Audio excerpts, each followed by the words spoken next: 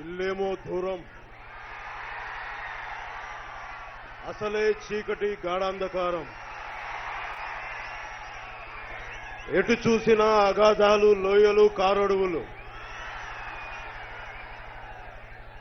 అడుగు ముందుకేస్తే తోడేళ్ల కూతలు, తినేద్దామనే హైనాల గుంపులు, క్రూరముగాల సంచారాలు, నరమాంస భక్షకుల దాడులు. భయంతో బిగుసుకుపోయిన శరీరం ఒక్కసారి తలెత్తి పైకి చూస్తే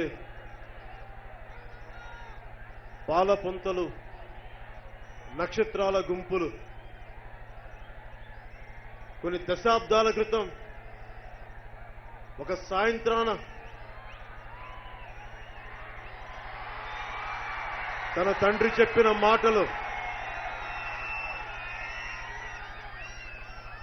ఉక్కు నరాలు, ఇనప కండరాలు, వజ్రాయుధం లాంటి మనసున్న యువత మన దేశానికి కావాలి అని తండ్రి చెప్పిన మాటలు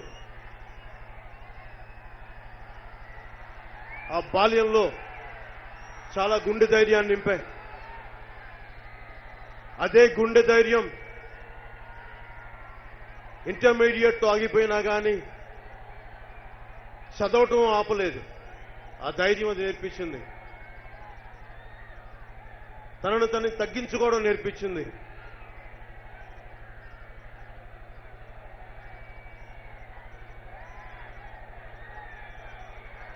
అదే ధైర్యం 4 గోడల మధ్య నుంచి బయటికి రాని ఒక కుర్రాడిని కొన్ని కోట్ల ముందు బయటికి వచ్చి అభిమాన నటుని చేసింది. అదే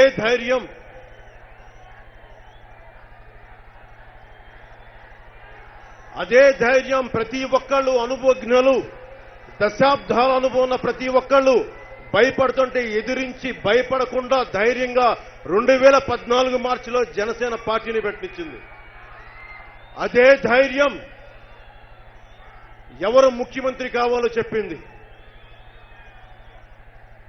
అదే ధైర్యం ఈ రోజున 2019 ఎన్నికల్లో ఒంటరిగా పోటీ చేయడానికి నిర్ణయించుకుంది.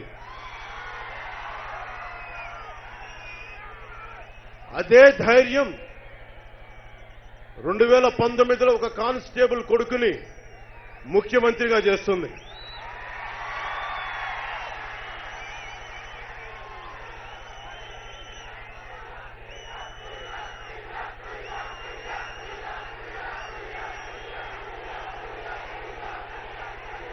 ఎందుకు ముఖ్యమంత్రి పదవి, ఈ పదం వాడని నాకేం ఆసక్తి ఏం కాదు.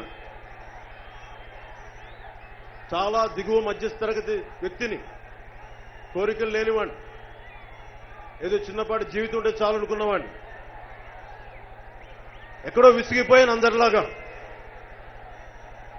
అవినీతి, కాలేజీలో చిన్నపాటి సీటు కావాలంటే కూడా దానికి రికమెండేషన్లు, కళ్ళ ముందు ఆడపడుచులు వేదనకు గురైతుంటే ఏమీ చేయలేని నిస్సహాయత, ఎదిగే కొద్దీ అన్యాయాలు, అక్రమాలు, ఇవన్నీ ఎక్కడో నన్ను నటుడిగా తయారు చేయలే. ఒక సమాజం కోసం పరితపించే వ్యక్తిగా అన్యాయం జరుగుతుంటే గళమెత్తుదామని చెప్పి ఒక ధైర్యాన్ని నింపిని నాలో. ఇవన్నీ చూసి ఎక్కడో నేను మాట్లాడగలనా ఒక రోజున.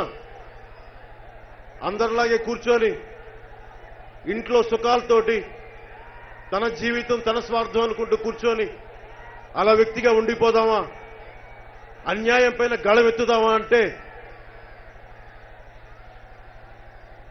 నాకు ఆ భగవంతుడిచ్చిన శక్తి, మనమందరం పడుతున్న కష్టాలకి గెలుపు ఓటములు నాకు తెలీదు, యుద్ధం చేయడం ఒక్కటే నాకు తెలుసు.